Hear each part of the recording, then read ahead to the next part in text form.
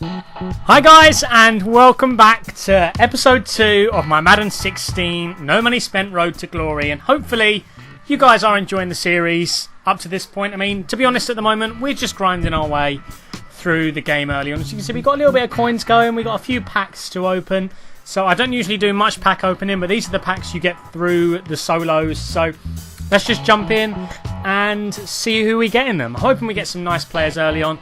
I'm expecting sort of silver cards and things like that. They're the opening game packs, so they're probably just people who are a bit better than your starters, but you know, we'll see. We'll go through them, we'll open them all, just to give you guys an idea of who we get. And we get Crowell there, I think is how you pronounce that one. I'm not going to complain about getting any players. Not sure if I should quick sell this or not. It doesn't seem like you can do anything else with it, so I'll just quick sell that. But all these silver players will really help in grinding the solos, and that's probably what I'll be doing for, to be honest, the first few days, if not week of the game. I'll get some gameplay in next episode, head to head for you guys, but there's gameplay at the end through the solos, a few tips and that. If you want to stick, or if you stick around to the end, you'll get a few tips from some of the solos that I was doing. If you're struggling on any of them, you'll see them at the end. We'll get some pretty nice players here in pretty good positions. I mean, having a good linebacker in the team is really nice, and he's a lot better than the golds we've got at the moment, as is a wide receiver. To be honest, most positions for me are very important. You need to have someone good in every position. There's no one position you can have a bad player in. But for me, especially this year, I mean, last year I loved a good O-line. This year, a good O-line will be huge. And we're pretty much getting every position on the O-line here. We got Owa there, who was very good for me in Madden 16. So hopefully in 17, he'll be just as good, if not better. And we got a fullback there in Johnson. Fullbacks are hard to come by, so I'll definitely take him. And we got a very nice wide receiver there. He's only 72 overall, but he is a gold card, so he should be a lot better than the bronzes we're using. And we're sort of working our way up to a lot better team. We got 64 overall now, not great, but we're definitely working towards higher than that. This is the first pro pack we have opened in the series. Hopefully we get an elite player. I mean, I'll take right there, another wide receiver, 77 rated. You can't be too picky early on in the game. I'll definitely take that. An elite card would put us huge. And why the coin total is higher is because I did draft champions. If you haven't seen my other draft champions videos, go check it out. But I did draft champions and I pulled an elite card from winning the draft. So that is why the coins are quite a bit higher earlier on. But for now, you know, we do a few more challenges. We're getting the welcome pack, which actually turns out to be pretty damn good. Also, that elite player pack, if you guys are going to spend a little bit of money on the game, I think it's only about £4 in England, so I can't imagine it being much more than $4.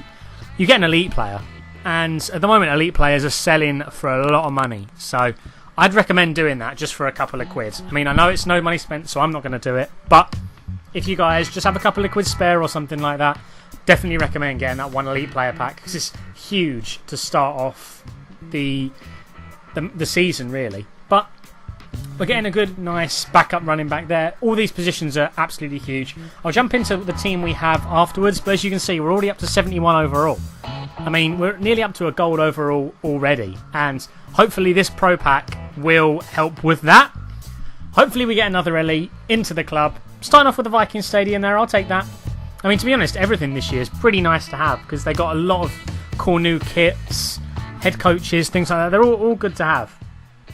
But I'll take the Vikings defence there as well. And all these players are just good sort of rotation players, which I'll be using for solos. So a tip for you guys, if you didn't know it, is in solos, if you want to save contracts, which a lot of you probably will end up spending a lot of money on, you just have a solo challenge team rather than your main team.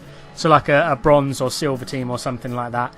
You put one player in each position and only one, or the required players, no backups, and you'll save a lot of contracts that way. So if you don't do that, definitely get a team together like that now, because it's what I'm doing in this one. I have a lower rated team just to do the solos, but this is not the best team we've got, because there are a few players who we could put in different positions, but it's a decent team for now, I think. We've got golds in a lot of good positions, decent O-line, gold receivers across the board, good fullback, good running backs, and a backup running back. Matthew Stafford at quarterback, and the defence isn't too bad either. Haven't got the best linebacker core, admittedly, but that D-line's not bad. The cornerbacks, all pretty good. I mean, we got Marcus Peters in there, who's very good this year.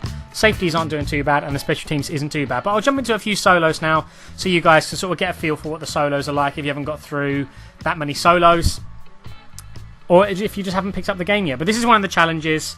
You just have to get into the end zone, pretty much. A lot of the challenges, be very specific to how you read them. So sort of the rushing challenges, another little tip is the rushing challenges, and also stiff arm is very overpowered. But for rushing challenges, it will say you need to get a rushing touchdown, but you'll have about 3 plays and you need to get 50 yards. What you can do, and what I have been doing, is you pass pretty much until you get into the end zone.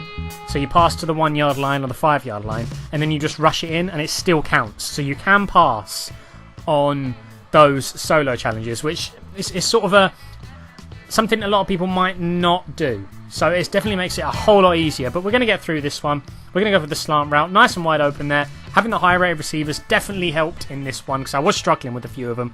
But we get into the end zone, and we're going to win the challenge. There's 6 seconds left. All we need to do is stop them from scoring on 1 play. And this is just sort of what the solos are like. So the CPU, they don't like slant routes, but that's a big tip there, why I mentioned. For the rushing challenges, the passing ones, things like that. If the computer's coming out and sort of 3-man deep or something, you can't get that pass, just run the ball until you get into the end zone, or near the end zone, then pass it in.